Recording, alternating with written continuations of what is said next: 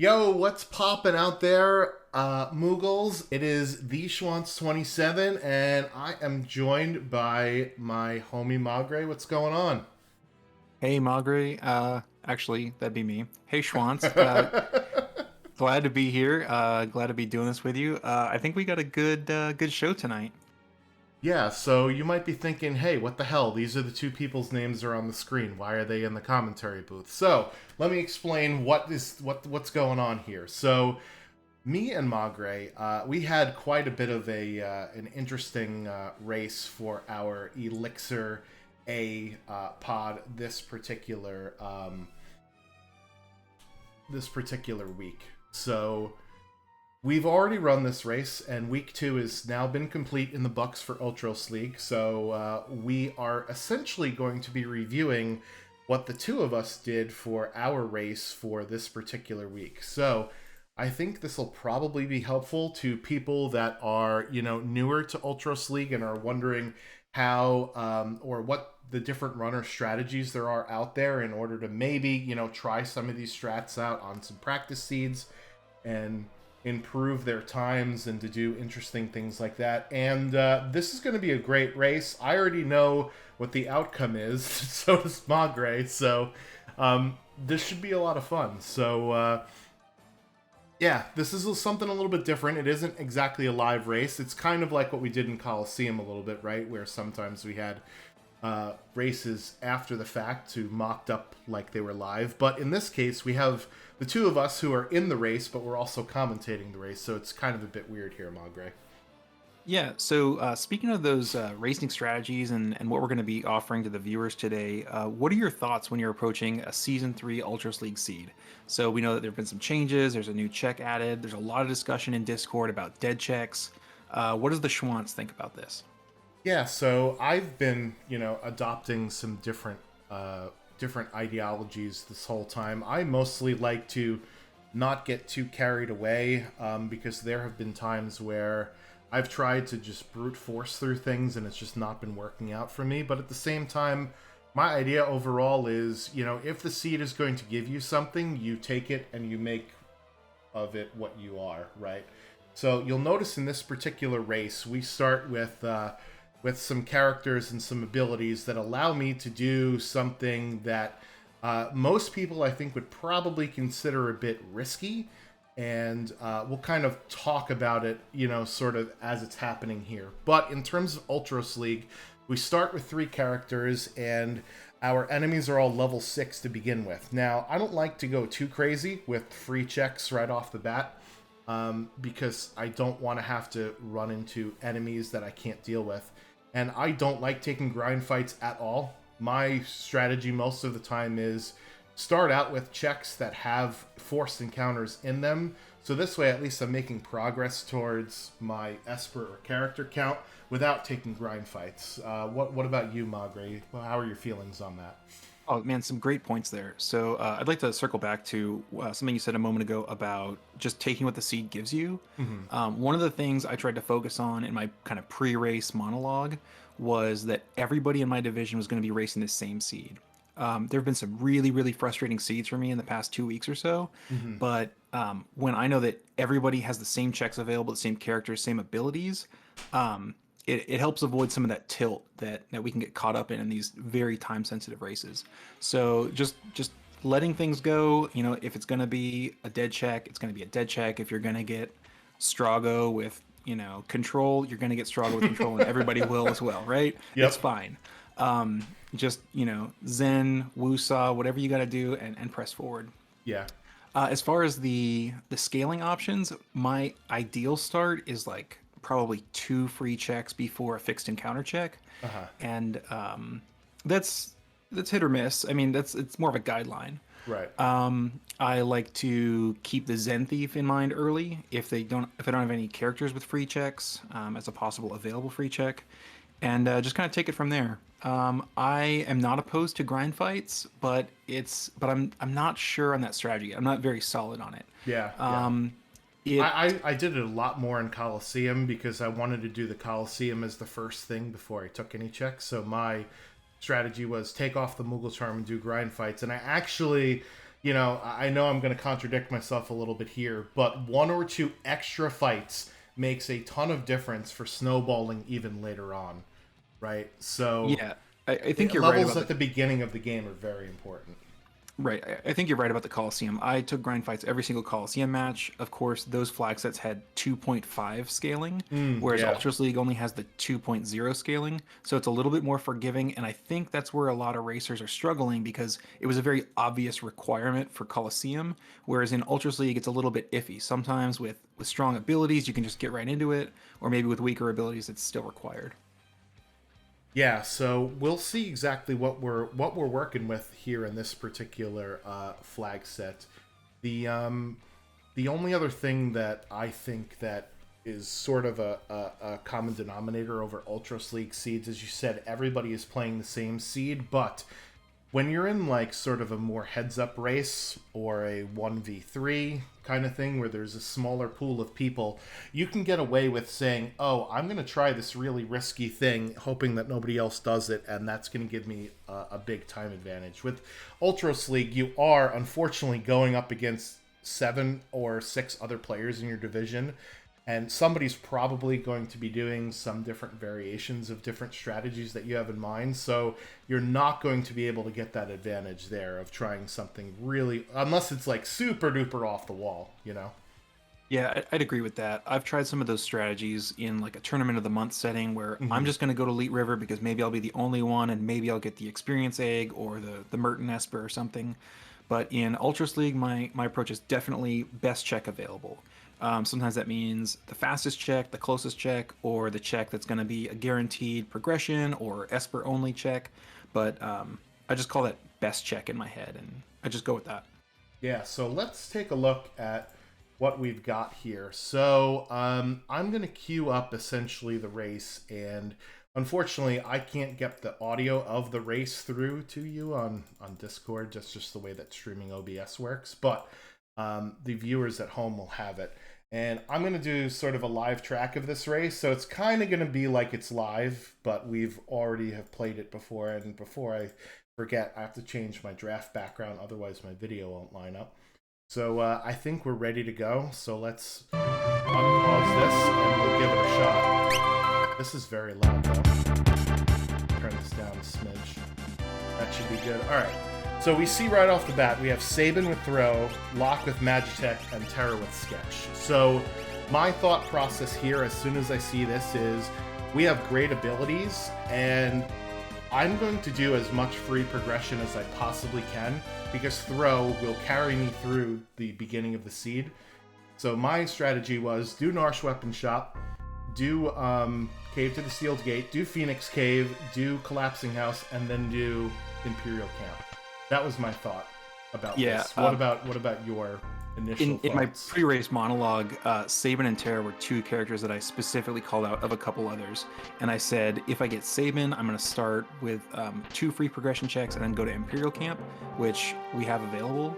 And I also said if I have a Terra start, I'm going to go to Sealed Gate, which is no brain buster there. I think almost everybody, if not everybody, does that. You're here right now. Just trying to center myself and into the seed and prep that out loud. Yeah, so with Terra and Locke, that's great synergy, because that means I can get whatever I'm leaving at the weapon shop behind at the Welk spot. So again, my thought was do all this free progression. I did check to Zen, the shop, for things to throw, because Sabin has throw, right? And I figured if I get free progression, at least I'm fighting random mobs versus fighting bosses here at the beginning of the game. So even though I'm level 3, and in this case I think we ended up finding some progression in one of those 4 free checks, right? Even if I scale it up even higher than I'm more comfortable with, Throw will just take out everything on the screen. Curse Shield is at 7, so immediately I'm now looking in shops for either a ribbon or a peace ring here too. Okay, we've got a question from the chat. How do you two feel about Phoenix Cave early or first in Locke Ultros League starts? I'll take that first and just say that with the sheer number of checks we have available, Sabin and Terra each have 5 and Locke has 3 total. I honestly never even considered Phoenix Cave. But in general, I do like a lock start and jumping into Phoenix Cave as part of my looting phase because there's a lot of chests there, and it's a long check. And if you have to go back later in the seed after you've already done some time looting, it just feels extra bad. So I do try to knock it out early in a more limited check seed. If I had like a maybe go lock and Strago or something like that. Speaking of feels extra bad, that's the first of many Marvel shoes you'll see that Magre picks up at the end of the Sealed Gate Cave. So yeah, this stream will definitely be interactive. Feel free to ask as many questions as you want in the chat. Go crazy, because we'll answer them. For me, if I start with Locke, I'm doing Phoenix Cave early. If I get him somewhere along the seed, I'm not doing Phoenix Cave unless I absolutely have to. Right, that's my thing, is if I'm not doing Phoenix Cave as either the second thing on Locke's list or maybe even the third, I'm not doing it at all. So you'll see here, when I get Locke, my usual strategy... Oh no, you're talking to Magi guy. Well, I had to learn about the Atma weapon, and that may or may not come into play later. Yeah, it doesn't for me, but yeah, so you'll see that when I have Locke, my usual strategy is go to the weapon shop, loot World of Ruin Albrook by flying, north around the map, if you will, and then do Phoenix Cave immediately afterwards. So here, I'm trying... I find my Peace Ring in my Relic shop right there for my... for my Curse Shield. I'm trying not to sell the Doom Darts, even though they sell for 10k, because I want to throw them. That's the thing with throw.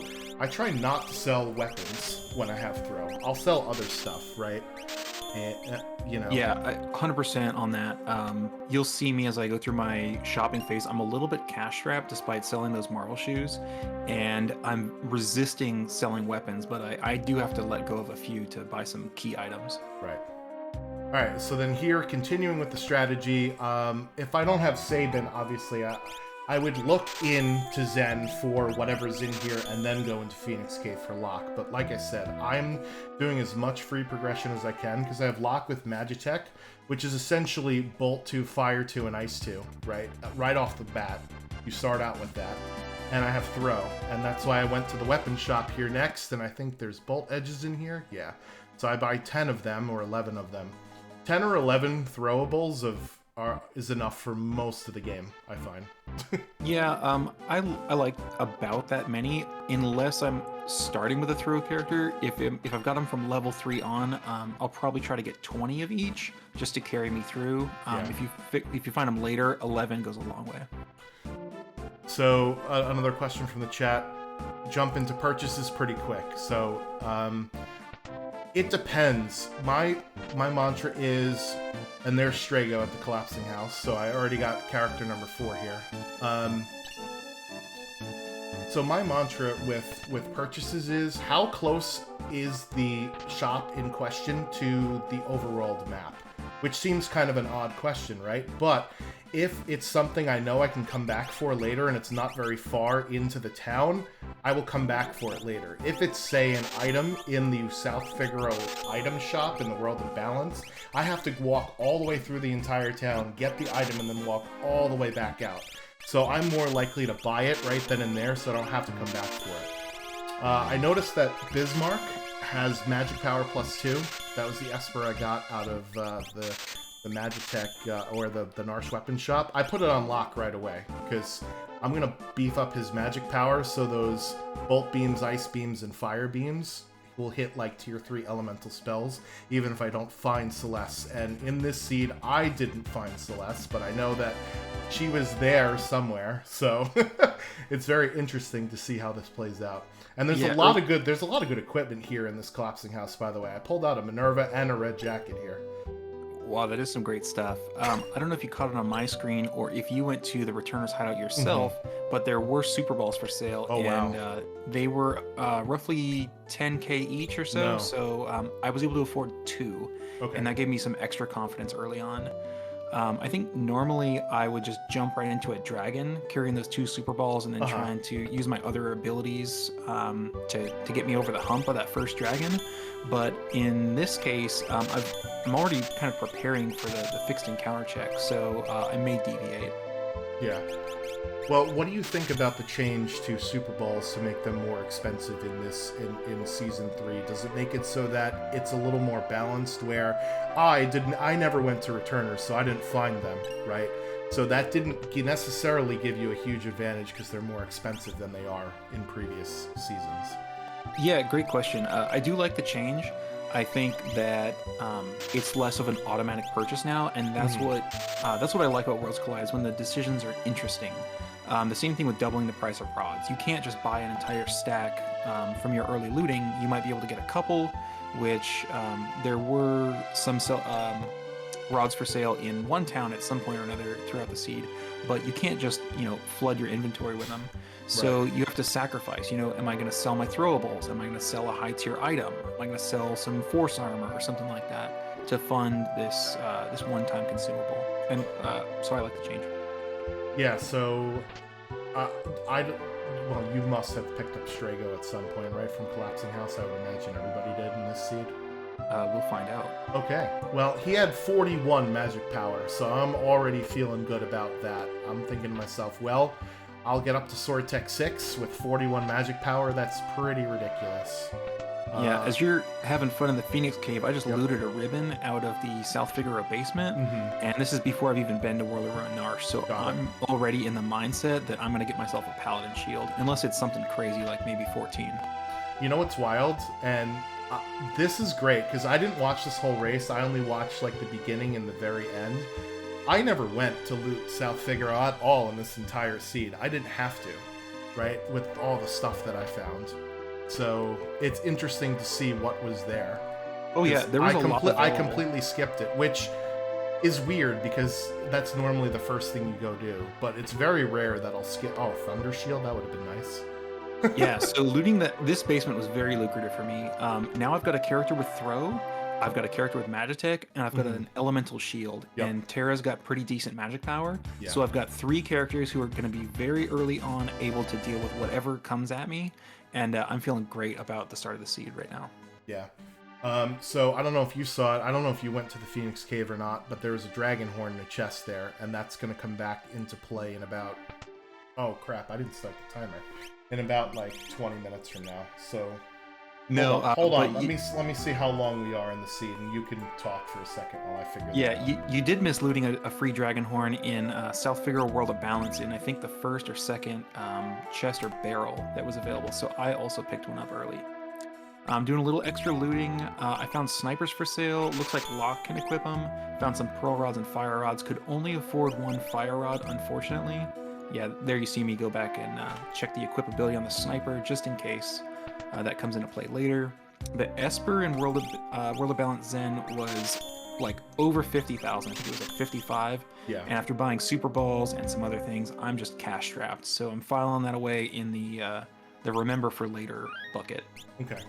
The timer is right. I think it's not going to be exact, but it's pretty close. So here is a decision that I made, and I don't know what this dragon was in the Phoenix Cave, but after I had jumped in and gotten to this point, I'm like, oh, wait, maybe I should take on this dragon here.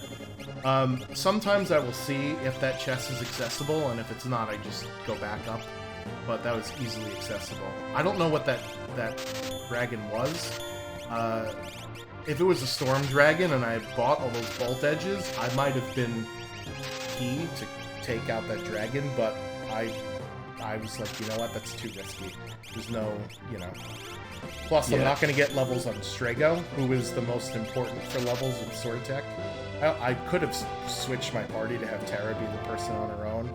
I didn't think about it before I went in. This was more of, the tunnel vision of, here's what I want to do with my thing. And what the hell is that on the top of the screen? Sorry, that was a Twitch alert. I didn't disable it. Okay. But I was like, did I screw up cropping? Cropping, I mean.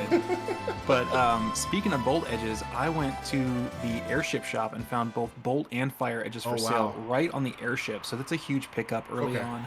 You want to find those because those are going to deal more damage than throwing stars early on. Just that's how the magic power curve works, and they're refillable. So if I run out, they're right there on the airship. Don't have to run through any towns. Yeah, so I have Strago too. I'm supposed to be tracking. I'm terrible at my job here. So I now have 4 characters and 2 espers, and I haven't even gone to the Sealed Gate Cave yet, and we know that that's a dead check because we saw it from you earlier on. You're going to grab this Magicite, I'm pretty sure, yeah. Yep. So yeah, at this point, I'm at 4 and 2, and I find earrings, and I'm like, yes, I need those for Locke. Thank you very much. See you later.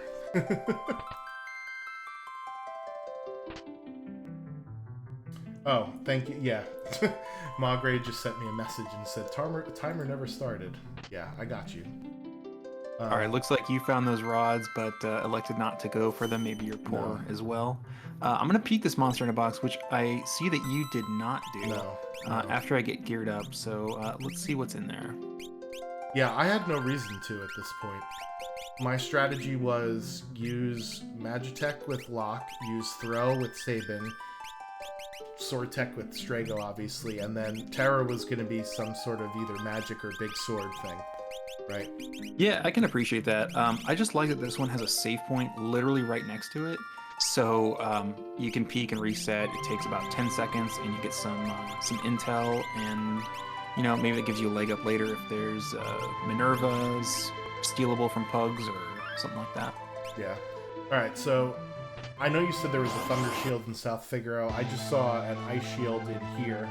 And I'm like, okay, now that's what Terra will do. She'll cast Ice too. And you insta-reset out of Katana Soul, but you know he's there. Yeah, and I had forgotten about the Ice, or where I picked up the Ice Shield because I missed it on the broadcast. But yeah, we've got 2 separate shields there. So I went ahead and gave Sabin the Ice Shield initially, since he's already got the Fire and Lightning schemes. And then Terra's going to learn Bolt, and then they'll swap here in a minute. This is actually a great grind fight for me. Especially with the Fire Schemes. Yeah, Fire Schemes in hand. I've got Fire Beam on lock, and they give a pretty good amount of experience, and they weren't super dangerous. Yeah. Not at low levels, and if you have fire, so Evil Oscars are weak to fire. So if you got fire stuff, that's pretty good. So I'm in the Sealed Gate Cave now, which is normally I like to at least start doing a check of some sort of battle kind by this time, but I'm sticking with my strategy of do all the free progression that I possibly can so far, right? Yeah, I mean, we talked about the dragon earlier, but grabbing that cursed shield with the ribbon, I wanted to just take that grind fight right away, get my power up, try to get some level 2 magic onto Terra.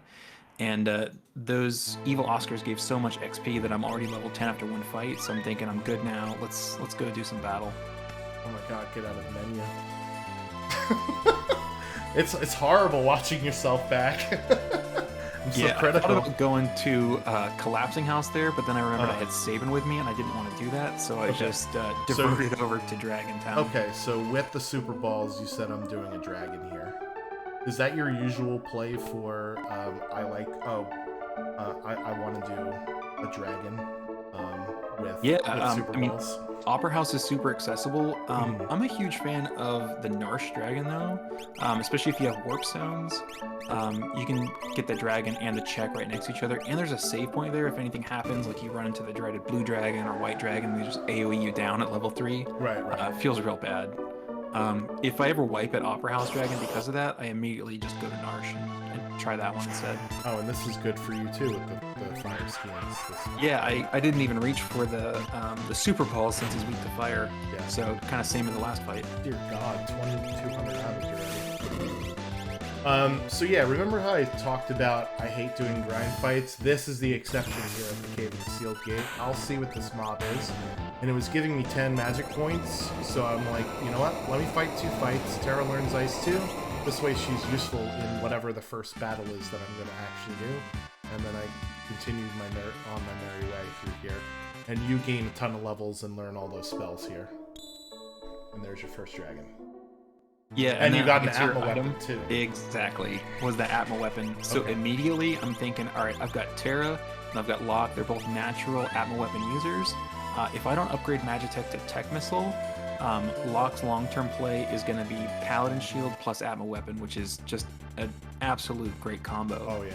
And because of that, I gave preference to Terra and then save in secondary on that Magic Power plus 2 Esper. I figure Locke's not going to be using magic the whole seed, so they can use it and juice up their powers.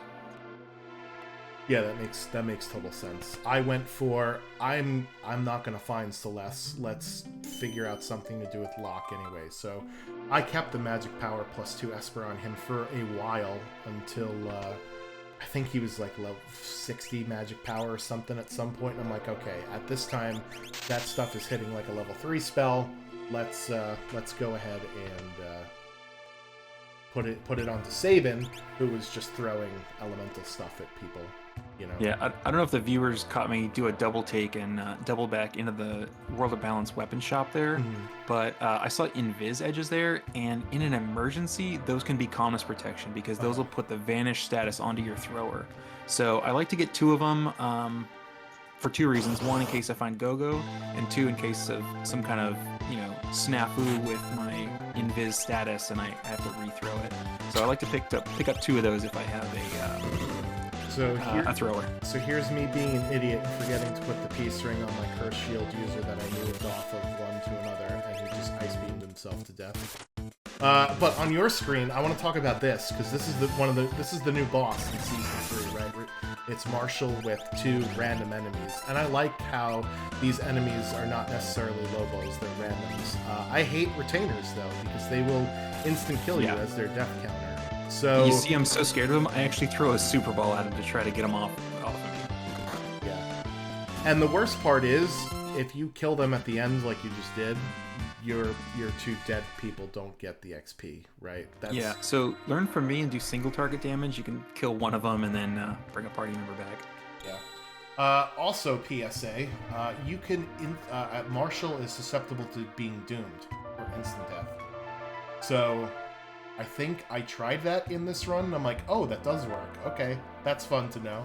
But for the retainer mob, I would suggest killing the retainers first so they do their trade-off, get your party back up, and then kill Marshall so everybody gets the XP in that fight. Yeah, great strat there. Alright, so at 19 minutes in, I'm like, God, I need to do a check with some battles now. Because you've already done Welk, right? You already got some battles under I've done your Welk and a dragon and 1 grind fight. Yeah. So here's me doing the monster in a box because I'm trying to uncurse the shields all here. And I find Gigantos, which is great. Oh, two great monsters in a box fights going on simultaneously. On my way back down from the Welk, I remembered that Terra has Sketch, and the rare Sketch on Katana Soul is an instant death on him with that Slayer Edge ability. Very nice. So I went ahead and picked myself up an offering to go with that Atma Weapon and Future Paladin Shield combo. That's awesome. Here on my screen, Gigantos is susceptible to break or petrify, so see you later. Oh, that's awesome. Knew he was susceptible to instant death, didn't know that Petrify worked. Yep, so he's gone. So if you end up running into a double Gigantos fight ever, and you find them and you have Shote is your best friend on that fight. Because he will insta-kill both of them, which is great. And I'm at level 17. I didn't see what level you were at. Are you going to find the Gigantos here, or since you got the Katana Soul, you're just not going to bother? Right, I'm at level 14 coming in here, and before the start of Imperial Camp, and I'm in the mindset of I've already got my offering. There's only 2 other really lucrative monsters in a box. There's the Gigantos, which is here, and then there's Pugs if you have Steel available, or maybe if you get really lucky and they drop you a Minerva. But I don't want to dedicate the time after I've already found Katana Soul to doing any more of those fights, so I skip it, unfortunately. That makes sense. I will agree with that. I'm more prone to leave the classroom monster in a box for when I'm actually doing my stuff, and since I have Terra, I know I'm going to get there at some point, right? So, question in the chat from Cyclore. Why is Gigantos considered good? So Gigantos has the most amount of XP per level out of any enemy or boss in the entire game. That means he will give you the most amount of XP you could possibly earn from any single fight that you can do. Double Gigantos obviously is even better because you get that twice. So that's the reason why Gigantos is great. And So as we're coming here in the Imperial camp side by side, you've got an extra character in Strago, and he's got the sword tech ability. I saw you use Dispatch. What's your thought process on a sword tech Strago with pretty decent magic power? What's your game plan for him? yeah, so my game plan is get to Sword Tech 6 to use Stunner, right? Before that, it's like Dispatch is good because it ignores defense, but that's pretty much about it on a low strength character like Strago. But that was, you get to Sword Tech 6 in the mid 30s or late 30s, like for levels. So that's what my plan was for him at this point in the game, not knowing what else is coming up next. Also, Heal Beam is sick. It's so good. Yeah, that's right. Heal Beam is basically Cure 2.5. It does more healing than Cure 2. Also wanted to give a shout out to A Silverthorn for subscribing with Prime. Thank you so much. To all of our viewers, all of the proceeds from this channel go towards charity, so your contributions and support are very appreciated. And they're going to good cause. Yeah, so we are going to be doing a Randomania Marathon coming up for the National Alliance on Mental Illness, I think. NAMI is the name of the organization, so all of our Twitch Prime proceeds will go to that. Alright, so after Imperial Camp, I'm out of stuff to throw. And I don't want to go to Narsh yet, because I don't have 5 characters to do Kefket Narsh, so I stop at the nearest town, Nikea. And jackpot, shurikens, water edges, fire skeins, and as Billy Mays would say, but wait, there is more in this shop. I go check the weapon shop, boom, fixed ice. Oh, jeez. And so for me, I have the dragon horn that I picked up right from Phoenix Cave, and I know that there are dragoon boots in either Tzen, or Albrook, one of the two. Oh, maybe it was World of Ruin Albrook, because I didn't see those. I'm in lunch mode, so so I accidentally sold one of my Moogle charms there, so I had to reset. Oh no! And do this again. We've all been there. We've all been there. So I'm in full-on just check mode, right? I'm well above scaling at this point. I'm looking for the fastest checks possible. Waterfall, or Barren Falls, is right next to Imperial Camp, and it gives you that free heal, so I didn't even have to sleeping bag. Yeah. I'm just going to go into what's the fastest available for me, pretty much period. Yeah. So I've seen other people do it. All the saving checks are so close, you just chain them all together. Yeah, so now here I'm extra careful about not selling that charm. But I agree. I would have done the same thing you did had I had things to throw at people, and I didn't. So that's why I needed to stop at a shop somewhere. And I'm selling everything to get that fixed ice, because now Strago can use fixed ice instead of sword tech, and that's just much better. Yeah, and I have the boots and the horn. Well, I don't have the boots yet. I'm going to go back for the boots, but while I'm here, I check the relic shop, and there happens to be boots in here too. As soon as this jerk of a slow guy gets out of my way, there you go. So. Oh, Nikea was lucrative. Yeah, this is ridiculous. This town. And normally you only go there, right, after you get Gal, but I stopped here because it was the closest shop on the way to something. So. Yeah, despite all those NPCs causing the traffic jam there, all the stores are pretty close together. I think it's a faster town than people think of it. It's definitely faster than I think of it as. So I may have to add Nikea into my shopping list. The problem is there's no chests in there, right? I didn't want to go to South Figaro because I didn't want to start looting all those chests because I didn't need to at that point. Oh my god, more Marvel shoes? yeah, that's my second Marvel shoes. I didn't even know that was there. I knew that there was several. Yeah. I knew, well, I don't think you did this in the Your Seed, but I know somebody went to the Elite River and got Marvel shoes. That's correct. I did not go to the Elite River, but that's really sad to go all the way down the Elite River and just find Marvel shoes at the end. Well, when there's at least 2, or I guess now 3, right? 3 other Marvel shoes in the seed. That's insane. Yep. All right, so instead of jumping off of Barren Falls, I'm like, I'm gonna get a heal here at South Figaro Cave, and then my idea was get the heal after this fight and do what you're doing now, which is to go to Mount Golds. Yeah. I just want to circle back on that thought process I mentioned earlier. I've just gotten 2 dead checks and 2 sets of Marvel shoes. This is where you really got to focus and realize that these are premium checks that basically everybody in your group is going to do. Don't let it stress you out, because that same run through Sealed Gate to just find Marvel shoes, the same Doom statue encounter that you just fought through, everybody else is going to do that exact same thing and be that same time sink. It's not like you're going way out of your way to find these things. All right, so I just got Cyan, so that's jackpot, right? Because I have somebody with sword tech, and now I just found Cyan.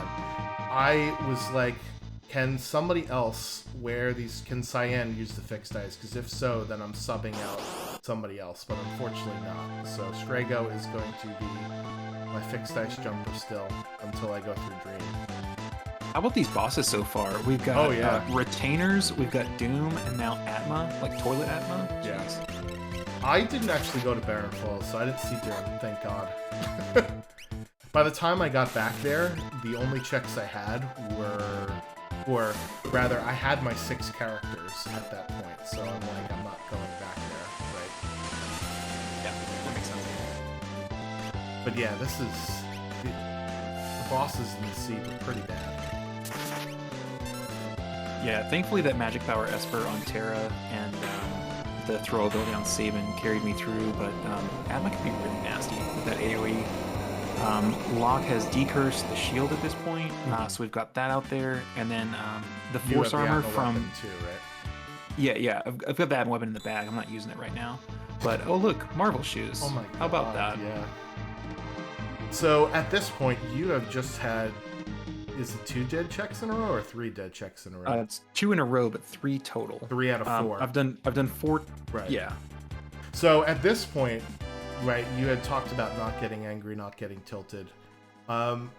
I try and see it as, well, this kind of sucks, but at least my levels are going to be much higher than what my enemies are, because even though I did not run into, you know, the other Marvel shoes at Barren Falls, my enemies are still, right, 4 levels higher than yours are at this point, because I have 2 extra characters. Yeah. Although you have 1 extra dragon, so it's, yeah.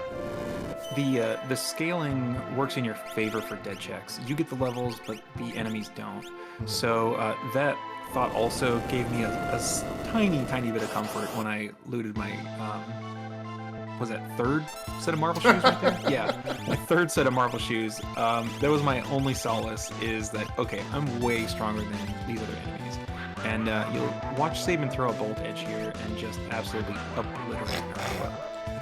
I think I used Raven here and just got rid of it. But yeah, let's see.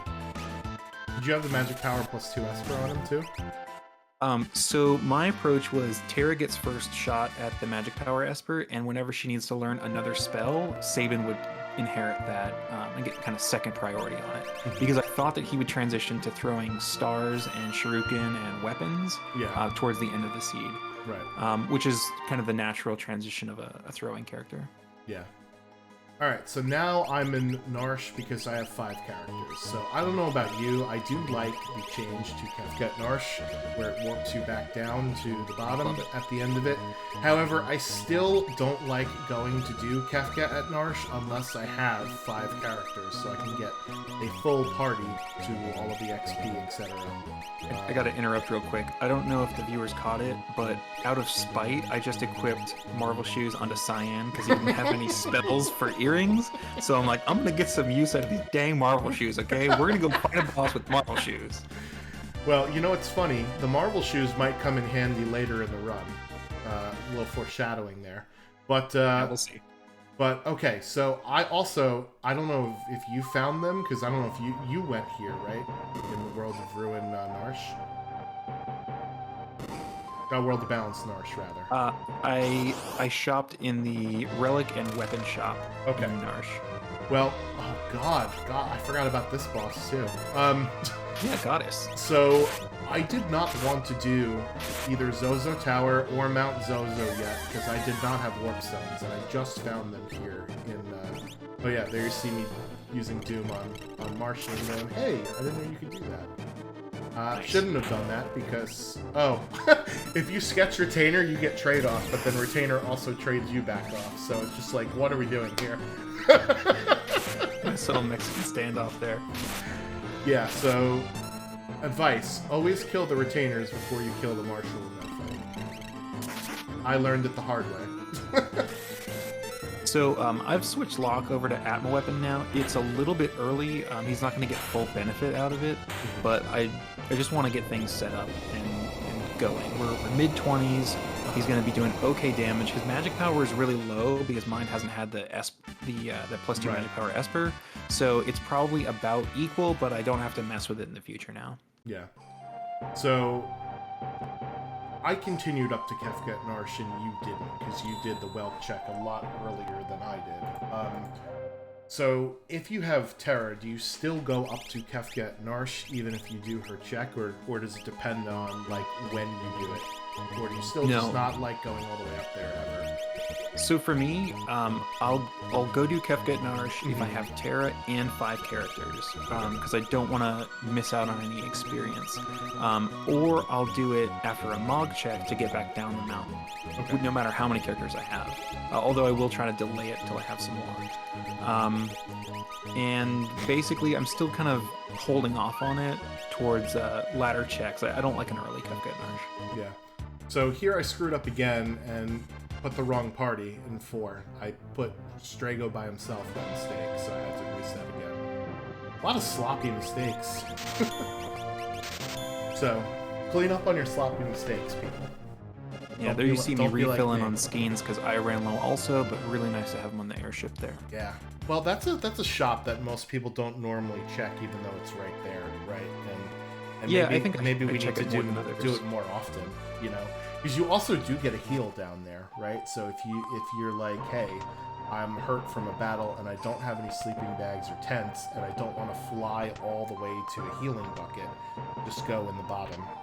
Oh, another ice shield. Yeah, that's when I like to do it. I like to try to check the shop when I'm going for a heal, but if I've got Go-Go to mimic throwables or if I've got a thrower, I like to check the item shop early there. Yeah. But yeah, after picking up Cyan, in my opinion, he's got the best checks in the game. They're fast, they're super efficient. Doma Dream, you can't really beat this for raw like progression versus time. Right. So I'm just gonna chain all of his checks as soon as I get it. I'm like, my next character is most likely to be from Cyan, and they're fantastic checks. So let's just do Doma Siege, Doma Dream, and then Mount Zozo if required. Yeah.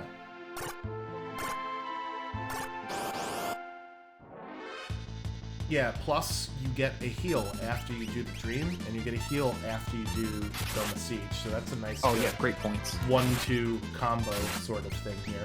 And stop it, Strago, you're killed him. So that's why I didn't go here right away, because Strago is still doing ridiculous with the jumping fixed ice. I didn't feel the need to get Sword Tech, you know, right away, but I certainly wanted it for Sword Tech 8. Because at this point, I didn't have... Oh no, I must have had Doom. And yeah, Kefka at Narsh is a cat hood. Cat hood. That's unfortunate. Yeah. So, you know, there's a lot of dead checks in this, Steve. Yeah, and I just saw that I'm not going to get a character out of Doma Dream, so basically I'm committing right now to going to Mount Zozo as my next check, because that's my last Cyan check, and it's highly likely to be a character. Okay. But I'm hoping for 3 Espers out of these 3 fast checks, and we're powering up here. Locke's going to get stronger with his Atma weapon as we go through the 2 boss battles, and I'm going to try to do minimal looting through here, because I'm basically set. I've got plus magic power Espers, I've got throwables. Cyan with GP Rain really isn't doing anything, but I'm not committed to holding him till the end of the seed. Yeah. Well, you know that he's the first out as soon as you get another character. You just are hoping that you get another character that's better than Cyan, right? Who's doing nothing. I guess I got sort of lucky by picking up Strago so much earlier than you did here, and he had, well, he had sword tech, which is good, but not great. It's still better than a Cyan with doing nothing for you at this point. Yeah, thankfully Cyan has GP range, so it's semi-serviceable. Right. Ability. It'll get you through decent, fixed encounters. Yeah.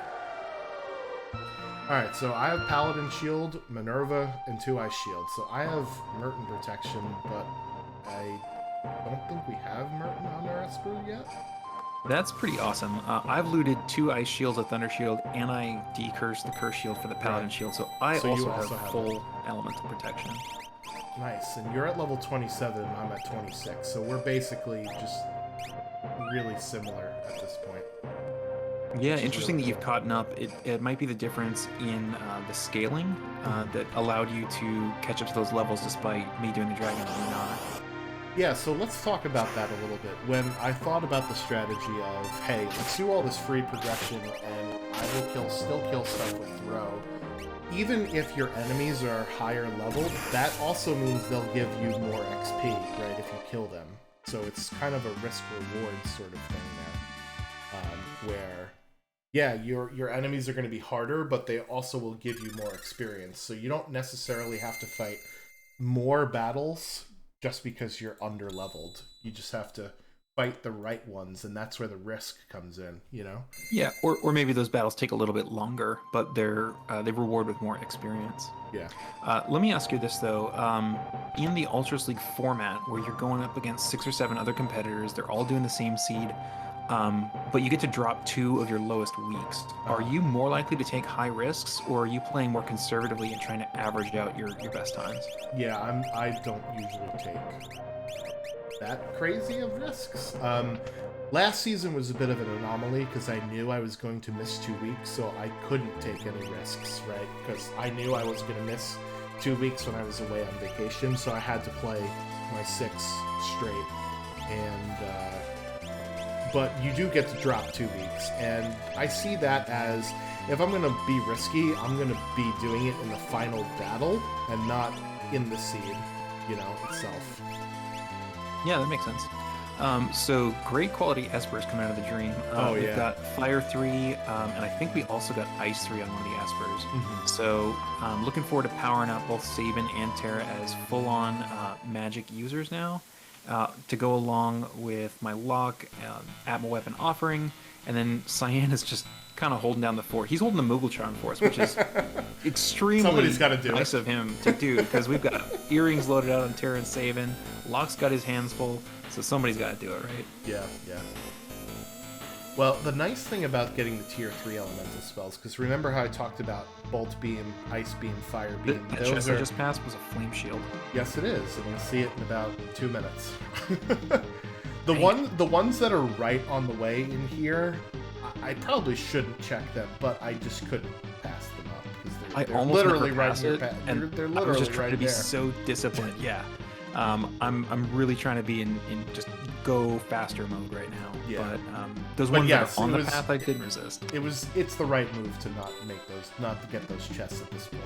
Except for, I could see it more in your scenario where you don't have a plan for Cyan versus me. I have a plan for what all of my characters are going to be doing throughout the rest of the season, right? So you'll see here, like, the Fire Beam does a stupid amount of damage to Ultros. It's the same as the Fire Scheme does, so that's what the Magic Power +2 Esper does. So thankfully we get the tier 3 spells, which means I don't have to use Magitech anymore, I can start thank using you, those tier 3 spells. Sorry, thank you, Victor, for the raid. Welcome in, Raiders. Just to catch you guys up, we're doing a rebroadcast of a Week 2 Elixir A match. It's me, Malgrave, versus the Schwantz 27, and we're giving you our thoughts on how we went through our races as we watch it. Yeah, so I had a great question, and now I got sidetracked because you get Edgar. There's your 5th character. Yeah, Edgar, he was another one I mentioned in my pre-race monologue where it's like, if we get Edgar, my plan is to go to Returner's Hideout for some loot, then we're going to go do the Throne and do some discount shopping, and then we'll immediately flip on over to World of Ruin South Figaro for some discount shopping. So I'm going to check out his abilities, and that's exactly what I'm going to do with this guy. I didn't even check Edgar, to be honest with you, because, like I said, I had my party. I knew what my party was doing, and I was just gonna go. What does he have? Rage, natural magic. Oh, he does have natural magic. That's right. Yeah, so with natural magic and a +2 magic power Esper, I'm thinking, all right, I've replaced Cyan. You can't do much worse than trying to cast with Cyan. So Edgar, congratulations, you're on the team. Why don't you take the lead and bring out your discount card? Question from the chat from Arusta. We're both at 5 and 7. How close to having enough characters Espers change your plan as to how to do checks? I want to get to either 6 characters or 9 Espers first so that I could narrow my search down. I'm still open to doing checks I can't peek. So Mount Zozo here, I can't peek this. Zozo Tower, I can't peek this. Mobliz, I can peek. What other checks do I have available here? Phantom Train, I can peek. Fanatics Tower, I can peek, right? So those are the ones that I'm going to likely put off until either I get my 6 characters or my 9 Espers. What about you, Malgray? Yeah, pretty similar. I'm starting to think about it now since I just flipped over to 5-7. I know that there's an Esper for sale in Zen. I've already peeked that, but I couldn't afford it. So I know I've got an Esper available. So I'm going to do those blind checks, just like you were talking about, but the fast ones. So after I'm done shopping here, my next check is going to be the Figaro Castle Throne Room, because that can be a character or an Esper. Mm-hmm. And I'm going to look for another character or Esper check after that. Depending on what I get, go for the opposite. Yeah, so here is the Blue Dragon. You had, I think, better tools to take care of him than I did. I just used Bolt Beam. Bolt Beam works pretty great against this guy, though. He did almost 5,000 damage. Yeah. And I don't have any more Bolt Edges because I never went back to the shop that had them, right? That I ran out of initially. So, alright, so you went through South Figaro to do some looting there with Edgar. Was that simply because of the half-price discount, or are you still looking for something for Edgar to do at this point? So it's the discount. I do need something for Edgar to do. I've got an unusable Dragon Horn in my bag right now, so if I can turn him into a Dragoon, that's fantastic.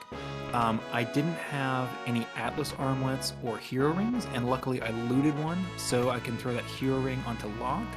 Or if I could have purchased Atlas Armlets, then throw the Hero Ring onto Sabin. There's Celeste, so that's the 6th character. That's going to change my mindset. Just says, but I got my 6th character. to wrap up the thought on the shopping, it's too lucrative to pass up if you can get half-price Illuminas with a team like Edgar, Terra, Locke that are all natural users of that sword, of both Illumina and Ragnarok and Atma Weapon. Right. So it can just be game breaking. So I feel like I have to check. Yeah. Now with Celeste in the party, I've got a really interesting choice because I'm at 6-7. She opens up the South Figaro basement prisoner check, which is free and fast, but she also opens up the Magitech Factory. And with the Magitech Factory 1 and 2 both being Esper only checks, I've got a great chance of being able to find my KT requirements right away, back to back. And I'm hedging my bet here because if either one of those two are dead, my plan is to go and continue on to Magitech 3 and get the Magitech ability upgrade and upgrade Locke from normal Magitech to Tech Missile. Okay. So I'm going to let the seed provide whatever it provides and just take what it gives me. Celeste has better magic than Edgar, so she's on the team. Sorry, Edgar. Thanks for your brief discount. And Celeste is... advantage of him, right? Yeah, I know, right? I felt only a tiny bit bad. Celeste is on the team, and she's going to be a caster unless we end up doing Magitech 3, and then she'll be my Atma Weapon user since she has been behind the curve on the plus magic power Esper and learning spells. Oh, look, there's Merton, and we're full Merton protected. Nice. But yeah, so Celeste is going to be a caster if we bounce out after Magitech 2, and she'll be the Atma Weapon user if Locke switches to Tech Missile. Yeah, so that was going to be my question is, do you go through to Magitech 3 knowing that you have a Magitech character on you? Or do you short circuit out? If it had been any earlier in the seed, I would have beelined straight for it. But I'm 2 Espers away from Go mode with a possible 2 Espers from these next 2 bosses. So, yeah, let's see what happens. Interesting, because yeah, this is fascinating to me. Because as you see, I never found Celeste, right? I didn't. Well, I shouldn't spoil it. I don't have Celeste in my party. I picked up the Tzenthe Vesper, and I said, okay, I have one check left that I can do that I can peek that's really fast, and that's Dome of Siege. If this is a character, I reset out. I think my only other check, right? I said I had Phantom Train and Fanatics. So I would have obviously gone in the order of time that I thought it would take to do the checks. So Dome of Siege comes first, Phantom Train comes second, Fanatics comes third. So as far as that, you know, I avoid long chains of checks. At this point, I'm never doing the Edgar Lupa stuff. I'm guessing that's the same for you as well. Oh yeah, definitely agree. I put off Ancient Castle unless it's absolutely required. Minor mistake for me in the shops. I don't know if any of the viewers caught it, but there were ice shields for sale and I was out of money. I didn't go into the sell menu. I totally forgot because I was so zen and so put it out of my mind. I forgot I had 2 sets of Marvel shoes lying in my inventory just waiting to be sold and turned into ice shields. I'm sure I had a lot more that I could sell. I probably could have got 3, maybe even 4 ice shields to use as consumables, but unfortunately, I don't know, I panicked and I just exited the shop because I'd been there too long. Well, at some point, you also are just like, how much offense is too much? What is good enough? Never let the perfect be the enemy of the possible, is my sort of mantra, right? At some point, you just gotta say, just do it. And there's Unlock for me. Thank you very much. Even though Sabin was on the ground after the Goddess fight, because Trago is still putting out stupid damage with doing the the Dragoon boots and fixed dice. So yeah, I have Sabin still on the throw train, and now we've got Locke and Terra using tier 3 elemental spells, because I didn't find Celeste and didn't go through and get Tech Missile. Yeah, Locke is doing not very good damage with that Atma weapon right now, but Merton's online for me, and Terra did about 8,000 damage with her Merton cast thanks to the magic power Esper. So Sabin just learned it, and I'm looking forward to being a Merton family. Alright, so I'm going into Kefka's Tower now. I am at level 33 to 30, right? So I like to be a little bit higher than this to fight like all the final fights. So what I do in this case, if I'm feeling slightly underleveled, is I will overload party 1. I'll take out the Inferno spot, I'll take out the Dragon spot with my entire team, and then I'll warp back out and divide up my party again. You only lose the amount of time that party 3 does the walking, but it's well worth it to get all of this extra XP. And I like doing this instead of going to the Opera House, because I think it's faster. It may not be, but to me it just feels faster. Especially since you're killing Inferno with your entire party instead of just 2 characters. Yeah, I agree. I'm on Team Overload Party 3 before Opera House Dragon. Now, I've already killed it, but I like the strat you're using for exactly the points you laid out. If you run into a brutal boss here that's, you know, something tougher than the Ghost Train, you got your entire team there, and you can basically deal with any boss, except for maybe like a Magi Master, pretty much guaranteed at this point in the seed with the levels of these characters. So you're very safe to take 4 characters on there, whereas 2 can sometimes get walled. I get unlucky with Doom, but you get unlucky with Welk, so I had 3 Dooms in a row missed there. Ouch. Yeah, as is normal for the Welk, you're just like 1 attack short, and he went Groot on me and into the retreated into the shell. Yeah, I hate that. Welk is the biggest time waste. It's even worse when you have a Yeti, and especially when you have a fast Yeti. It just compounds, and it's just awful. Those are the only kind.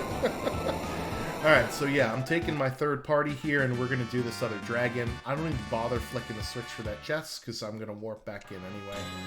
Alright, so you did get your Magicite and Go mode here. Now you have a decision to make. Are you going to go through anyway to get Tech Missile? No, you warp out.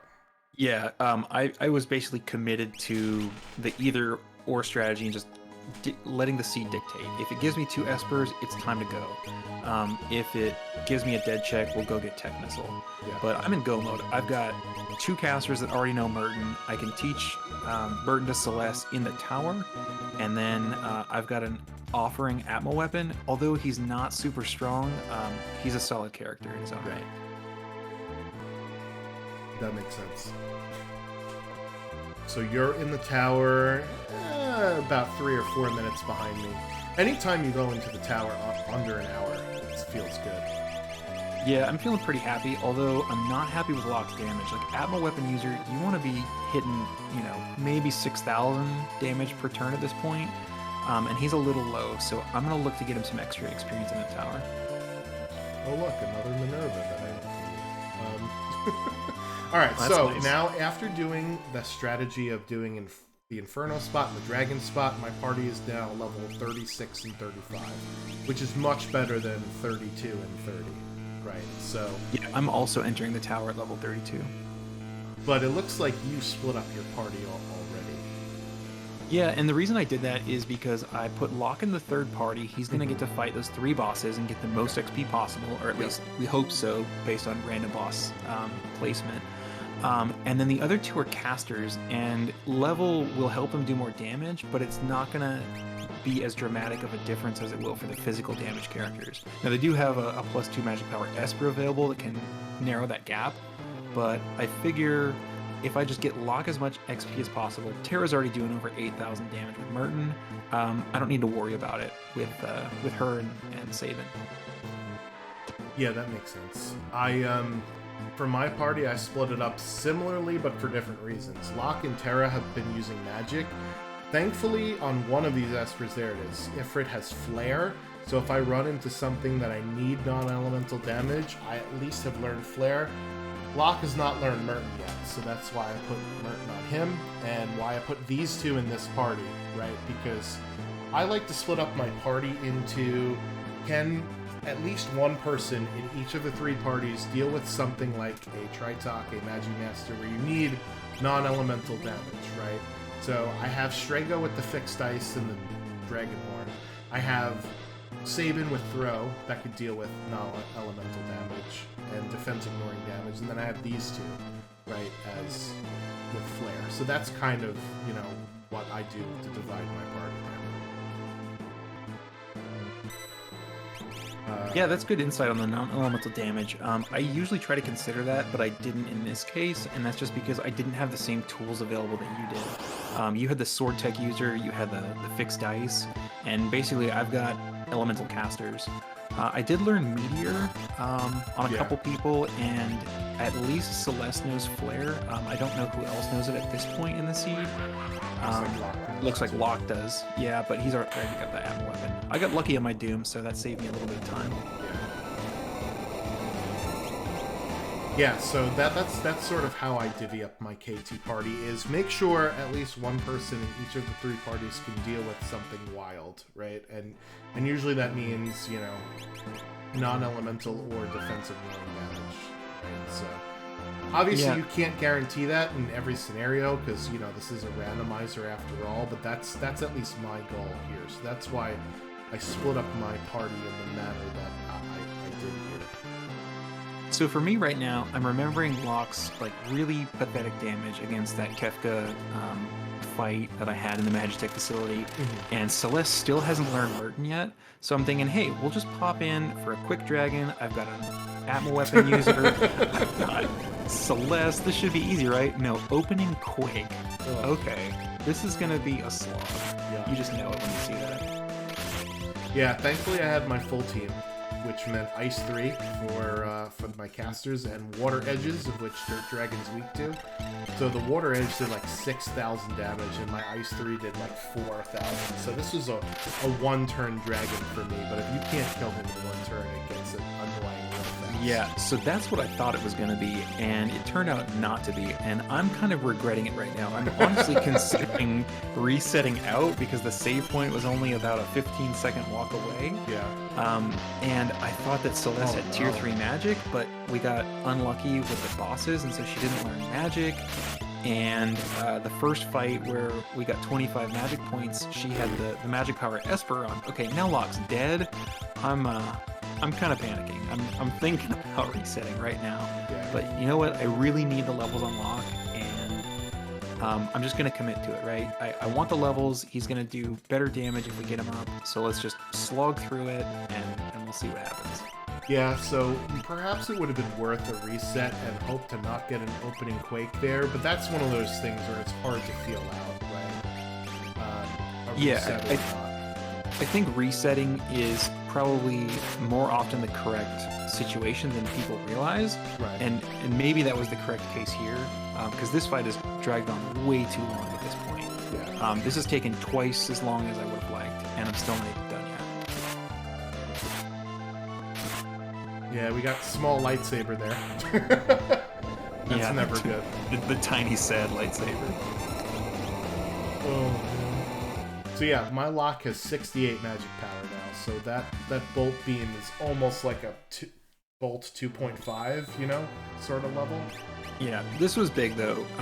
Getting the Minerva, so Celeste is going to get an Aegis shield rather than an elemental shield, give her some extra protection. And then she learned Merton off of this fight. We also got a Magus Rod, so I think I'll check out the equipability of that later. I'm hoping it can go on to like Sabin, because I think Terra's got something else, like a Wing Edge, but we'll check that out in a little bit. Alright, so I'm curious to how you do this later, but we haven't found Golem or Fenrir or Phantom, so... Oh, yeah, you're just now coming to that. So I'm not thinking about that at this point. But you're right. We have no Fenrir. We have no Golem. We have no Phantom. I don't have any. Scary fight here. We don't have any Dragoon boots. I don't know that I had beads. Like we're scraping the bottom of the barrel here. So we're gonna be in trouble. Yeah. So vanilla poltergeist fight here. Thank God these two had bio, because otherwise you can't use Merton against Spicy Chicken, right? Like, I know, Merton fam all around, and then you find a chicken in the tower. That's just a sad day. Yeah, we didn't learn Stop, and I'm like, damn it, this would be perfect for Shrego with Sword Tech 6 here, but yeah. Thankfully, I've got Locke with that Paladin shield and Terra with the Minerva, so this fight is not a problem, it's just going to take a while. Yeah, the Paladin shield was clutch through this tower. I think the Dirt Dragon would have killed me if I didn't have that Paladin shield, because Locke absorbed it first. Quake, yeah. He nullified the opening Quake, and then it protected him throughout. Yeah, so the good thing about Bio is it's half the cost of like an Ice 2 or a Bone 2, and it does about the same amount of damage. It's maybe a little less, but it's worth half the magic cost, right? Yeah, and that's that good knowledge, knowing that while he's vulnerable to ice and thunder, he is weak to that poison magic, so Bio is going to do the most damage and give you that good efficiency. Alright, so I still have a one boss lead on you here. It's getting pretty close, though. We're getting tight. You have a level advantage also, although I don't know what my level is going to be on the back end of the Spicy Chicken fight. But you're currently 2 levels above me on your Locke. Yeah, and I have one less dragon than you, so your enemies are technically harder, but 2 levels is not a big deal. That's true. So yeah, I also did not have earrings for my entire party, so I resulted purposefully to using the gold hairpin on Terra for Merton, because I figured if Locke runs out of MP, no big deal. I could just use Magitech stuff, right? That's why I decided to do that, and thank God Edgar knows X-Zone naturally, but he failed, so I then had to use Cleave, which did the damage here. And this fight here, the Tentacles, this could have gotten super duper ugly, and this would have been the time to reset and put the marble shoes on your characters. Yeah. Because then you don't get grabbed. I was very worried about this fight, because this is where you can get a significant time loss if Tentacles just grabs both of your characters. Yeah, and Poltergeist is not being nice to me. Oh no. Oh, F's in the chat. And here's another risk. I go, all right, I'm going to use the retainer rage, which means I'm not going to be able to get Strago back up if he gets knocked down. But I figure he's got so much rage, XP. though. Yeah. I didn't have a chance to check out that he had that before I replaced him. Yeah. Well, we got it from the fight, right? The martial retainer fight. Oh, yeah, that was so long ago. It's completely out of my mind at this point. But Edgar did come in clutch here in this fight, because he used shock, I think, 3 times, which definitely helped. Yeah, I'm not very good with the rages, so I don't personally associate the retainer shock rage with the actual retainer mob that we have to fight. Oh, yeah. Those are just 2 separate things in my brain. Yeah, yeah. So here, you have just defeated Spicy Chicken. What is your party that you use on this one? Here, we'll see. Okay, so Spicy Chicken got me a lot of levels. Locks up to 39 now. You see me optimizing Celeste. She's got Magus Rod, Aegis Shield, Minerva, so she's good to go. She can pass that Excalibur off to somebody else. Cyan was with my team for a while, so I'm gonna equip him. I just smashed the optimize button, but what I really wanted was to get that Ice Shield on him so that Terra's free to Merton and keep Cyan alive there. Very nice. Yeah, Merton will take care of most of these. Not all of them, but most of them. So your fight's gonna go a lot quicker than mine did. Well, let's watch and see. Okay.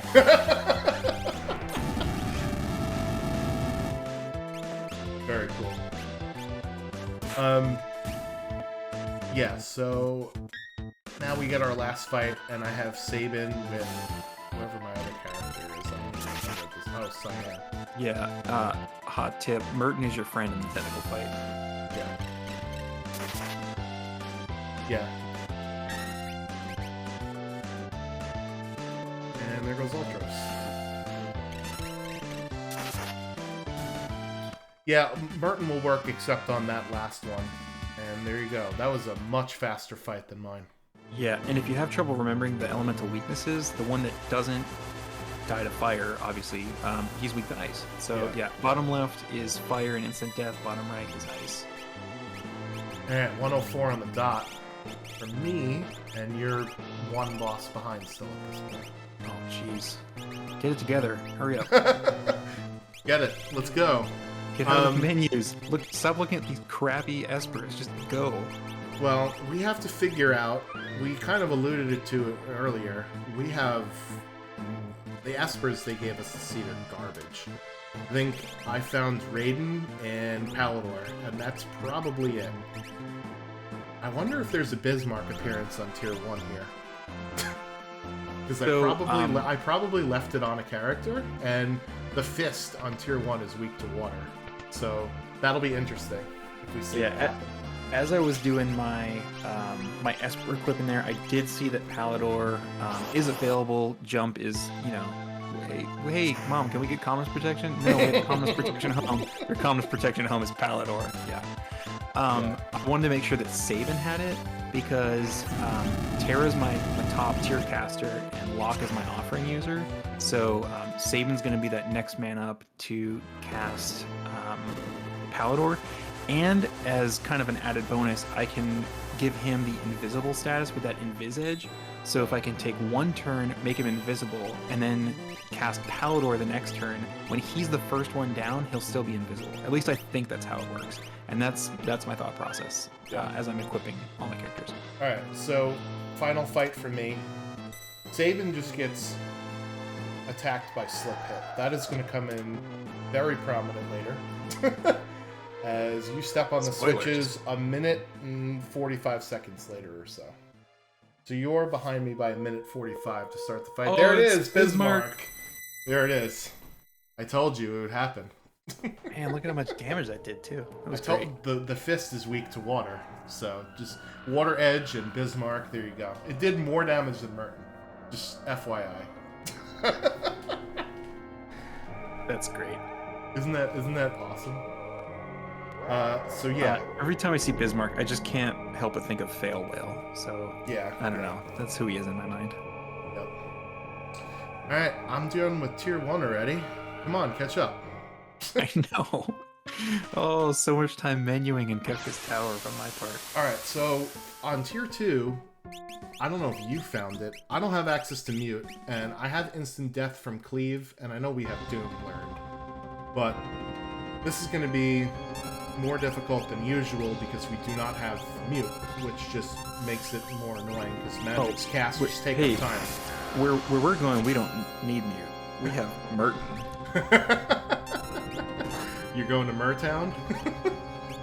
Murtown, Wisconsin. Oh, man. Yeah, so the long arm is actually weak to wind, so that's why Merton will do more damage than... Oh, Harrison coming.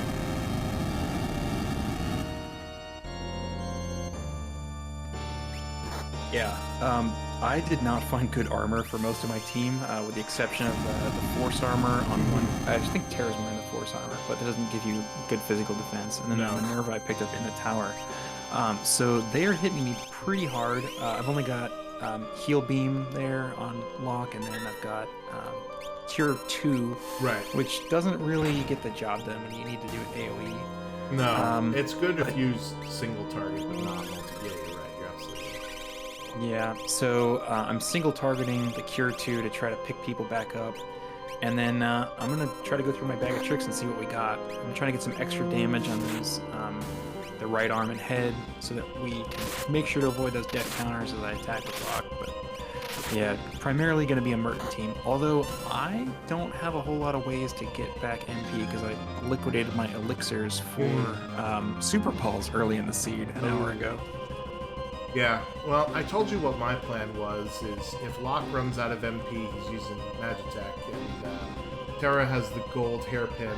I'm trying to figure out now who to target, because I think I have 2 left out of these 2. Yeah, what's your priority list when you have no mute, your personal priority list? Because I know there's some debate in the community. Yeah, so I still take out Tiger first, and then Magic, and then hit, assuming I can instant death tools. But what I will sometimes do is I'll sometimes do like a different targeting approach where I'll have 2 characters go after Tiger and then 1 character go after Magic, right? So at least, yeah, I'm still doing damage to Tiger. In this case, I had Ice Magic on both Terra and Locke. So Terra and Locke were going to do Ice 3 to Tiger. And then I had Sabin throw shurikens at Magic, because he's going to be more effective killing Magic than he would be at killing Tiger, because he doesn't have Ice 3, right? Okay. So that was sort of my idea. Anyway, go ahead. Yeah, it's an interesting puzzle here, because Tiger gets more dangerous the more damage you do to him, but he's also weak to Ice, and we have access to Ice 3. So I think that's a pretty easy Tiger first in our scenario with the Ice Magic available. Yeah. But in general, if I have single target only offense, I'll leave Tiger untouched because he doesn't get super scary until he's damaged. Yeah. Or when in doubt, just cast Merton and kill everything. You don't want to kill everything at the same time because that's bad. But yeah. Yeah. Tips from the champ though: with Merton, just cast Merton. So thanks, Kirksey. We should do more Merton. Yeah. All right. And here is my 10 hits. So I'm now done with tier 2. And you, I think, have 2 left, or is it 3? Yeah, it's Magic and Hit left alive for me. So I'm trying to single target down Magic first, and then I actually changed my mind right about here. I'm like, man, I wish I would have taken out Hit first because I'm Merton safe on tier 3. So I don't need to worry about that, and 10 hits is actually more dangerous than anything else coming up at me. Right. Alright, well here's tier 3, and you know, for somebody who has a team that's heavy into Magic users, this is where it becomes interesting. Thankfully, I had access to Flare, so this is what I'm gonna throw stuff at Girl and then use Flare and see how much damage we do. And from there, then we just damage down Sleep. Now, my strategy here is to use Palador for Combo's protection. You're gonna see how a protection at home. You're gonna see a Palador Combo's protection strat here, and you guys can be the judge of how well or not well this goes. I do get pretty lucky, I will say that. But with Palador, what I like to do is I like to get Sleep into the BDO phase. I'm worried about 10 hits right here. I almost lost Sabin. Oh god. Well, because you said you didn't have very great armor, right? Yeah, so I was sweating bullets right there. Alright, so my strategy anyway with Palador, and maybe this is not ready, you'll have to interject in this here, is I like to get sleep into the Meteo phase, so I'm going to wait for Meteo. Locke is out of MP for me, by the way, so here comes Meteo. This is when I decide I'm casting Palador, but uh-oh, Sabin takes a hit, and remember, he got hit with slip hit at the very beginning of this fight. So you're going to see his HP start ticking down while he's in the air. I'm getting real worried dangerous. Now. This is dangerous, right? Every person that lands will trigger a Meteo counter, is that correct? More or less, yes. Ooh. Alright, so here's my first Meteo. Clutch block, because he's got the Paladin shield, and then the Fire Beam. Doesn't kill him. Thankfully, I get Train instead of Meteo here, which doesn't matter, because I'm going to use Magitech with Locke. Here comes Terra, and that's enough for the Calmness. One clutch block, another clutch block. Double block. Yeah. So, even if both of those characters die, I still have Sabin, who has 59 HP, by the way. And will die as soon as he lands on Kefka. and I have Strago. To, hit girl there. Oh, with the offering? Sorry, girl's dead, but we were talking about other things. But yeah, first swing, yeah. He didn't want to target her. Yeah. You're still doing 8,000 or so damage a turn with Locke. That's really good. So you have the power. You have something to power through the Meteo phase, whereas I just was like, oh, here comes Meteo. Here goes Palador. So here it looks like you do the Invis Edge strategy. Yeah, but it was a little early because we're not in Meteo phase yet. Oh no. But you said you have two of them, right? Yeah, always buy a backup. I always buy 2 Invis Edges. I always buy 2 Dry Beats. I just know something's going to go wrong. Alright, so here's Sabin's dead. Right, he came down, and he was hit by sap or seizure damage, so he died. I'm going to pick him back up. I'm going to let Kefka do Fallen One, and here's how I'm going to heal. Strago's going to do Sword Tech 5. Locke is going to heal force one of the other two, and then Terra's going to use Merton, and that'll heal Locke up to full HP. So I'm actually getting 2 attacks in while healing my party at the same time, which is pretty nuts. You rarely get to do that. That's great. Good heads up knowledge of like where the Merton absorbs are too. Ooh, you get the clutch block as well. You didn't even go for Palador. Yeah, Palador's a little risky for me. I was not feeling it. Especially because we're already in Meteo phase, and then I've already messed up one Invis Edge. So let's just. So I went for the Swag Ultima sketch strat and got Havoc Wing instead. Womp womp. Oh, everybody needs to remember this, okay? I always forget about sketching tier 4. This is a good strat. The only 2 possible outcomes from sketching tier 4 are Havoc Wing, which is 4 times physical damage, or Ultima, which is obviously, a giant blue bubble, so it's good. So, my elemental shields, I decided to hold on to them here. Probably a mistake. And I accidentally queued up Strago just a smidge too late. So this will be interesting on my screen. Let's see how you take care of yours. Yeah, healing is a problem for me, so I'm using Palador right now. I don't want to mess with Fallen One. Okay. Wow, that's a good strategy there, using Palador to skip Fallen One. Yep, just missed the Fallen One right there, and then right afterwards, here comes a Havoc Wing. Got to dodge that as well. So lots of time saved on restoring, dead characters and picking them up and all that. Alright, so I got lucky. Strago did Sword Tech 7 after Goner, and Kefka didn't counter. But here comes the bad stuff. Havoc Wing, Locke absorbs it like a champ. Wow. Yeah, took it like a champ. At this point, he's got over 3,000 HP. I send Strago up into the air, and I'm like, alright, damage him down as fast as possible, because Locke can eat an Ultima, and here it comes. I'm out of MP, so I'm down to rods and shields, because I literally have nothing else to do. Alright, so and then here comes Merton, because I know Locke is going to get healed again, so even if you Ultima's me...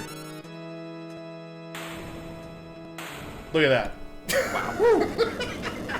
Holy crap. That is was nuts. yeah. So All right. like so I went 3 back and I Marble did the Shoes frame checks? counts here. That was crazy. Absolutely nuts. Oh, I forgot that you have your sound on here. Sorry. So yeah, let's pull up the. So all right, Holy crap. I have my video editing software here. Oh, I thought I had it at the right frame. Darn it. Okay. So if we look at this here, right? Let's zoom in here. Enhance. Enhance. All right. Schwantz is advancing the feed 1 frame at a time. Yeah. Well, because... Come on. Where is it? Oh, of course, as soon as I start speeding up, I miss it. All right, so frame 1,313. Wow. 137,484. That frame, right? That's your first crack. 3 frames later is my first crack. This is insanity. We had to resort to forensics to figure out who won and finished at what time in this race. That's absolute nuts. And you know what the weirdest part was? Is due to the nature of like people manually pressing their timers, you actually had your time. You actually entered a time 1 second after me. So that's why we're like, hey, let's go back and let's time this out. And 3 frames. That was the difference of this race, which is crazy. Yeah, so I came out of here thinking Schwantz beat me by 1 second. That's a menu. That's a D-pad glitch running through town. Yeah.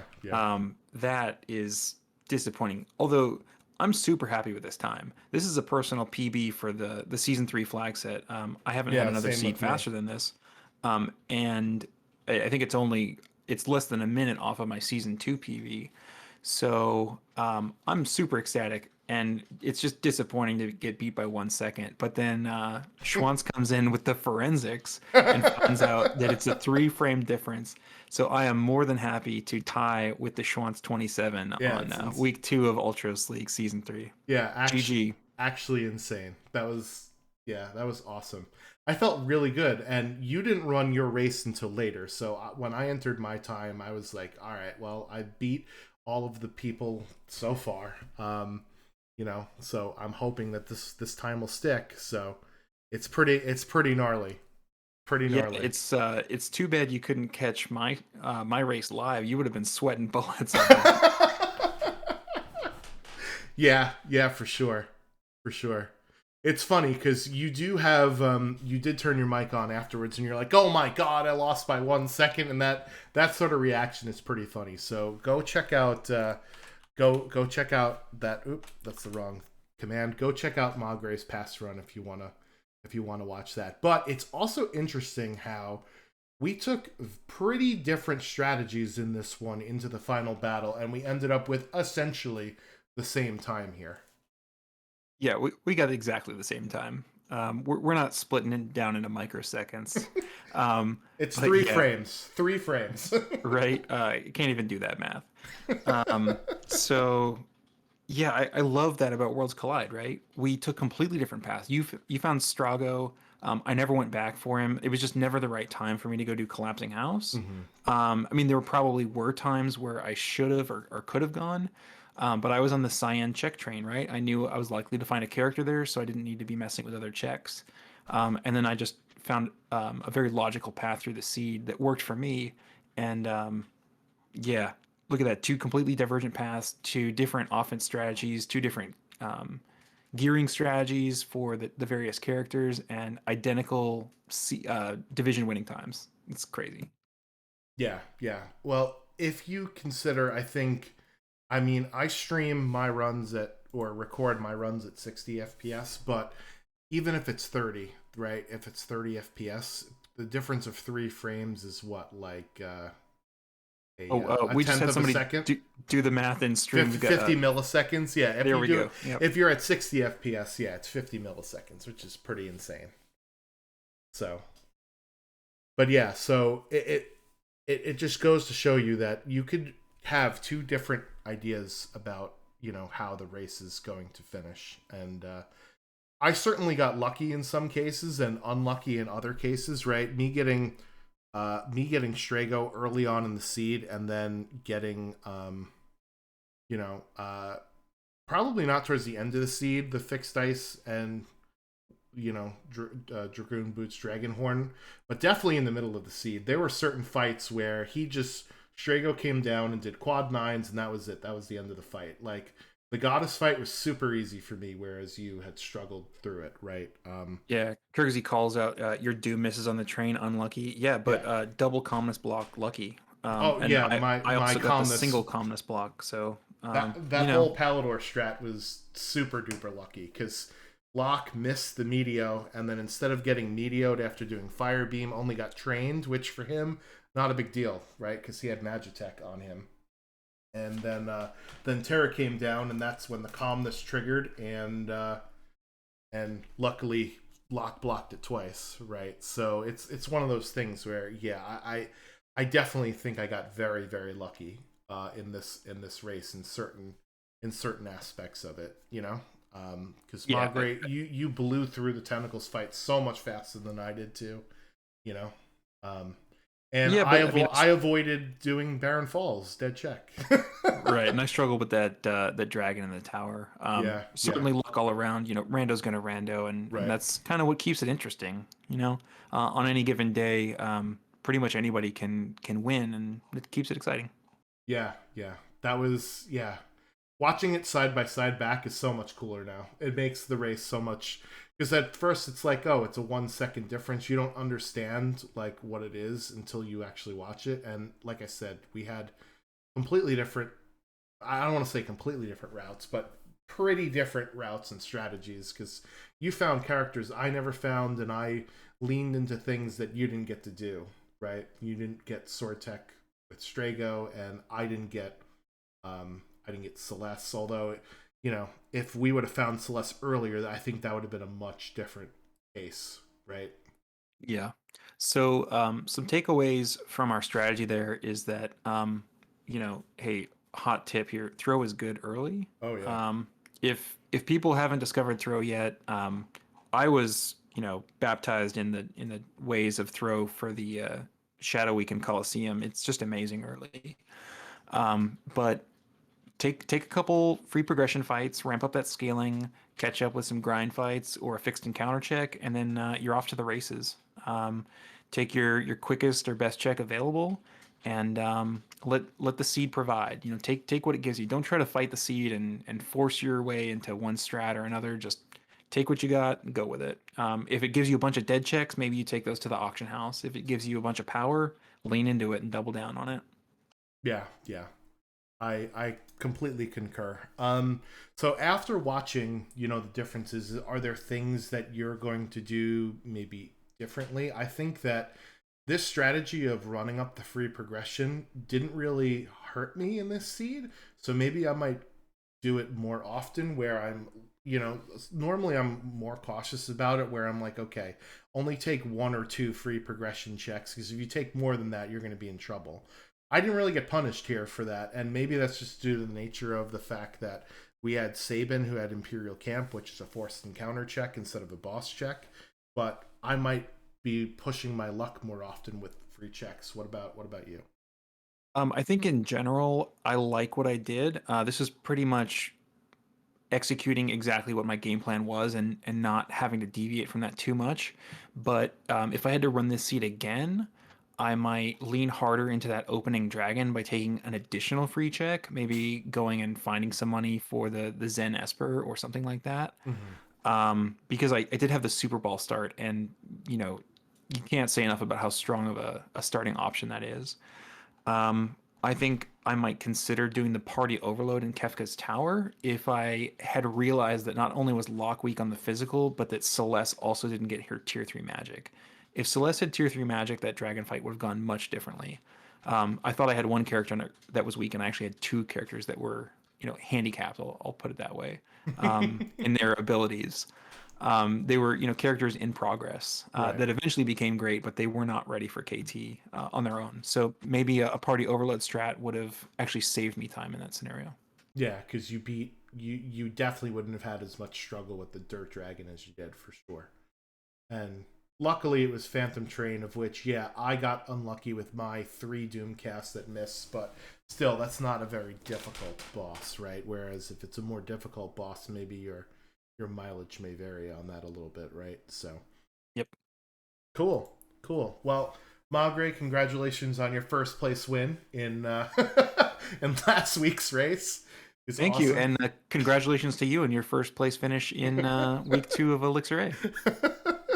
Yeah, so hopefully we'll do some more of these streams. If anybody wants to, do sort of a breakdown of their runs with someone else on the Worlds Collide stream, just let us know. We're always looking for different sort of content that isn't necessarily live racing, and hopefully, um, the people that are in Elixir A don't watch this whole thing and take notes and are like, I know what these two do all the time now, right?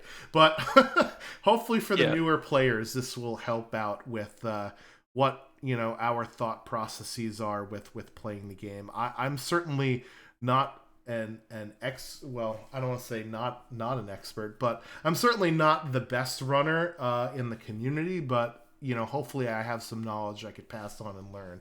Do as I say, not as I do, right? That's what the mantra is. Yeah, I'm the same way. But it's been a pleasure. So thanks for doing the forensics to figure out that we actually tied. Thanks for the rebroadcast, and it's been great putting on this production with you. Yeah, this was a lot of fun, and that was, yeah, three frames. That's all. That's all. So let's see who else is streaming Worlds Collide. We'll give them a raid, and thank you again, Magre, for being willing to sit down with me and chat. Like I said, this is a ton of fun, and hopefully we'll do it again sometime. Let's go ahead and we'll raid Drinks Glue. That sounds like something I can get behind, right? Drinks Glue. We've all done it at one point and another in our lives, to be honest here. So, but yeah, again, thank you, Magre. Good luck with the rest of the season, but not too much luck because I still want to at least do halfway decent in our division. Same to you, buddy. Awesome. So thank you everybody for coming out, and we'll be back Wednesday, 8 p.m. Eastern on one of the speed gaming channels. We're going to try and get an Ultros League race for you on Wednesday at some point, and yeah, we'll catch you then. Bye bye everybody.